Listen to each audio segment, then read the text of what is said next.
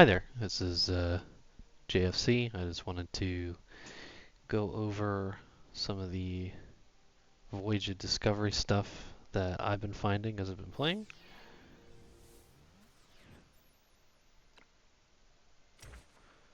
So I'm going to do a battle here. I got to the end of the level 5 using 5 characters, and a lot of people have been putting out soloing. It's kind of hard if you don't get the proper um, buffs as you go through. It can be kind of hard to get to the end. So I'm going to play this, and then I'm going to go over Voyage real quick and what I used on the characters. So then I'm kind of just do a little voiceover while explaining it. But basically, right behind this particular map, um, there's 6 squares. And I had never fought this boss before. I was like, oh man, it's one wolf. This will be interesting compared to the first time I went through, which was a no-no boss that just AoE'd me to death and I had to quit. I was like, oh man, this is gonna be this is gonna be easy. And then I realized that the wolf summons a million other wolves. So basically the general idea is I got the buff that allows you to get NRG on your off turn. So the front line is a bunch of characters that all have dodge, and they'll continue to use those abilities as a front line so that they can't get hit. Using Agata, Anana, Safia, Nono, and Karis. Karis because of the piercing damage. There's a lot of other buffs on this map that make it kind of frustrating. One of the bigger buffs on this particular map is converting debuffs into HP and healing with it. That was really frustrating because originally I had tried to do a Safia solo run, but you can't do that because she doesn't do enough damage with what I ended up with when I went through all the different buffs that I selected.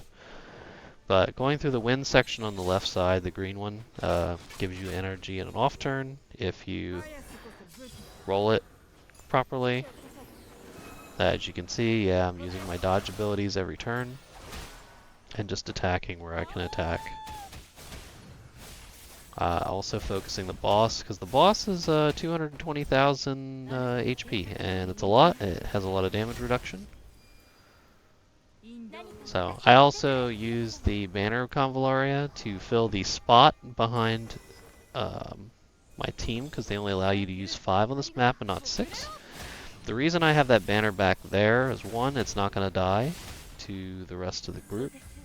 The wolves attacking, but the wolf, when it attacks every so often, will summon more wolves, and it will put a wolf in that spot behind your front line. And there's not really much you can do about that. You actually see that happen here, but I have a strategy after I restarted to fix that. It's basically putting them to sleep with no will. And using Inanna to make her go again, so literally it's just a sleep lock until they're dead. You're going to see I'm going to keep doing the same thing as all those wolves are standing out there.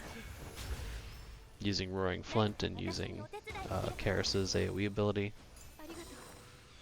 The other strategy I kind of used is, honestly, like, because the boss and the rest of the mobs all convert debuffs into HP, I just debuff it as much as I possibly can. Because it's randomly converted, so like the Scorch that was randomly on it was taken, instead of maybe an infection stack, or maybe the attack down stack, or that kind of stuff. But it took me a little bit to finally get through this particular run, because I was really surprised by this particular fight. When it comes to the abilities that I brought to the map, obviously Banner I use. I also have Thunderstruck to hit the boss specifically because it's a percentage. And you want to make sure you're taking its HP down because it's got a lot. And then the middle ability didn't really matter because I didn't really use it. I think I used Pursuit Order. And you'll see a bunch of procs going off here, but again, I want them to focus on Safia, and I want them to focus on my frontliners that are dodging. You can see that the wolf was now placed there in the back after he attacked, so now I have to deal with that, because it did it when the banner was off. But luckily, Nono is doing fine. I also picked up a teleport ability while I was going through and selecting different abilities that you get. So basically, I could use Agatha to get her dodge and then teleport her back into place again, which was really helpful. But again, it's random, so you might not get that.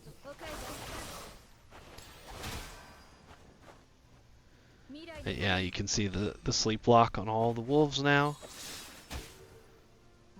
That wolf's just going to skip its turn, which is great. I think I only had to rewind one time on this map because I egoed and I tried to do the 30% damage with Saphia's ability to the main boss. And I didn't kill it that turn, so it ended up killing me. Because sadly, if you make one mistake on these types of maps, they will rip you apart because they do so much damage. But yeah, you can see the boss is down there finally. I did move Agatha out there, which is fine because they're not going to be able to get behind. And then I finished the wolf off here, doing my disaster bottle victory lap. Yeah. I think that ends up mauling the rest of the health, and that is the end of the map. So, let me pull up my units. Alright, and for my unit list, I basically put on Newborn Blade, Crystal Burst Armor, and Temptation of the Devil because I knew that there was a bunch of wolves that are going to be dying. So I had that. I also had Weapon Eroder in place of her Settlement of the Hangman because the buffs didn't really matter. Like her Hangman is a debuff. So the boss is going to turn that into HP. So originally I kind of tried to remove it when I was soloing with Saphia, but I couldn't do it because it just didn't do enough damage.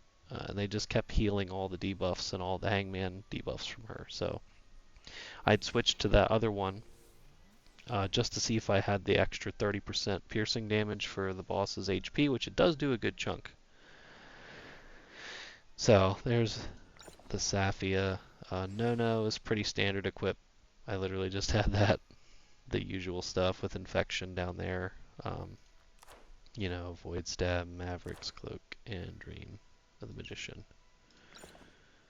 You could probably use...